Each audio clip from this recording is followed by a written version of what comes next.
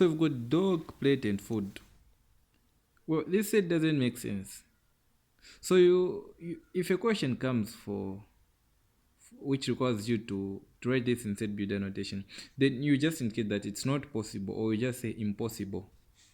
Impossible to write this in set builder notation. So you also put it in braces to indicate that it's not possible. This set doesn't really make sense. Why? Because if you look at the members of the set, well, I don't know how you can define this, so you can simply put it that way. So let's say a question also comes. They've given you in set builder notation form, and you are required to list the members of a set. Elements of x such that x is a positive even number. So let's first think about the kind of a set we're dealing with. Is it a finite set or infinity? So they are saying x is a positive even number. So we've got infinite positive even numbers. They keep going on. So meaning this kind of a set that we're dealing with is an infinity set. Now, how do you show it? By listing, or when you're told to list, how can you list this kind of a set? Well, you can write a few of the even numbers, maybe 3, and remember those dots. They indicate that it keeps going on. So you can think of the maybe first 3 positive even numbers. So let's say 2, 4, and 6. Then the dots, they show that it goes on. So by this you indicate that this is a set of positive even numbers. So there's one interesting question that I want us to do. Let's say we have given something like this. Let me just write it down. Well, if you look at this set, you're saying R is a member of S, where R is equals to 3n plus such that R is equals to 3n plus 1. Then you're given the values of n, which is 0, 1, 2, 3. The question comes back, is this a finite or infinite kind of a set? Well, the values of n, they go up to somewhere in the end at 3. So it shows us that this is a finite set. It ends somewhere, and at that point where this ends is at 3.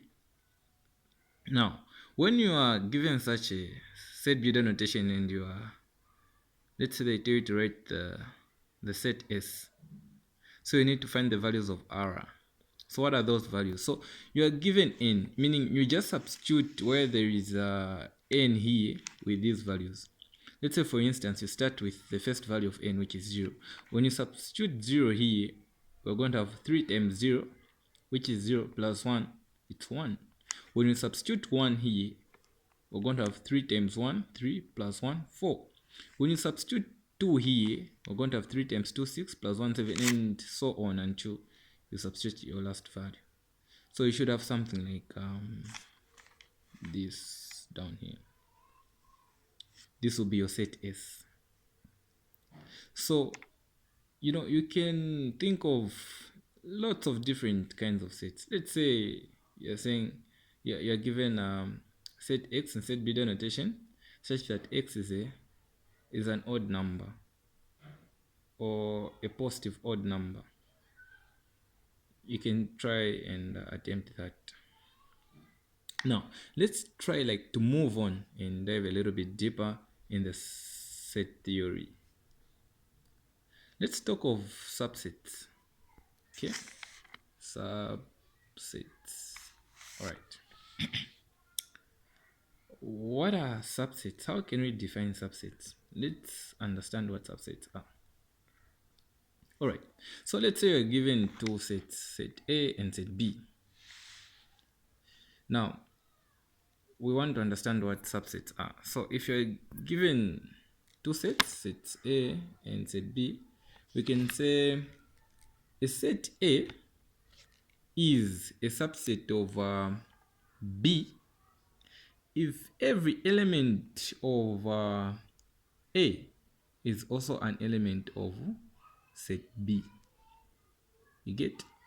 If the members of A, they are there in B, then A becomes a subset of B. So subset is denoted by a very interesting symbol. It's written, it's something like this. More like a C, but not necessarily a C. This shows that it's a subset. So when you want to write that A is a subset of B, you can say A is a subset of B. You good? Wonderful.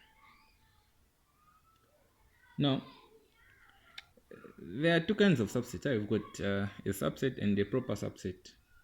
So this one is a proper subset. And for just a subset, you're going to have something like this here. You get right? You're going to have something down here. But for a proper subset, you just write this. Okay? So what is a proper subset? A proper subset, you can have a set. Let's say set A contains this element. Let me just write them down. So if you look at these two sets, you see that every element that is in set A is contained in set B. But not every element that is in set B is contained in set A. Then set A is a proper or perfect subset of B. Because A can be like driven out of B. You get right? But B cannot be driven out of A. So this makes A a proper subset of B. Alright? Let's proceed. So remember the symbols that are used to denote this set. So mathematically, you are required to use them. You have to use this kind of sets in order, symbols in order to explain or to bring out what you're trying to put across. So the idea of subsets brings us to the idea of equal sets. When can we say that the sets are equal? When can we say that set A is equal to set B? Well, so two sets will be said to be equal. Oh, pardon the way I've spelled equal. All right. Two sets will be said, can be said, or we can say they are equal. If, let's say for example, set A, we've got set A and set B. So we can say set A is equal to set B if set A has the same members as set B. So regardless of the order of the listing. In other words, two sets A and B are said to be equal if A is a proper subset of, is a subset of B and B is a subset of A. So if these two are subsets of each other, then these sets are equal. So regardless of the order, that simply means that these sets are equal. So you can denote that mathematically using these symbols. Yeah. So this shows that set A is a subset of B and B is a subset of A. All right. If remember, we talked of an empty set.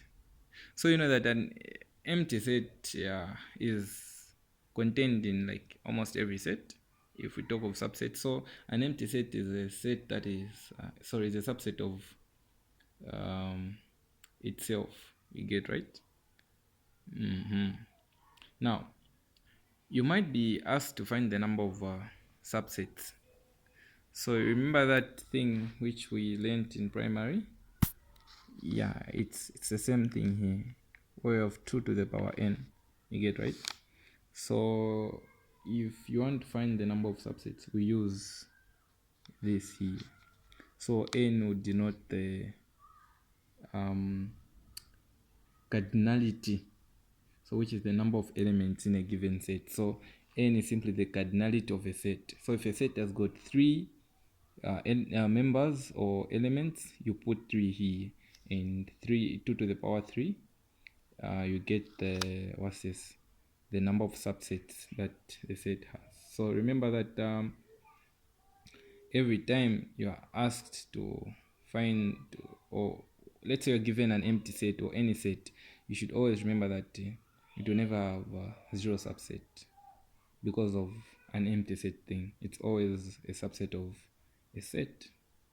Then we've got power of a set. Let's say A, we're given a set A, so we can say power of a set A is a set consisting of all the subsets of A. That is a power of a set A. So these are some definitions that you should know and notations. So yeah, I think we'll end here. Then when we start or in the next video, we'll look at the operation of sets. So remember to like and subscribe. So we'll proceed or continue from here. Thank you.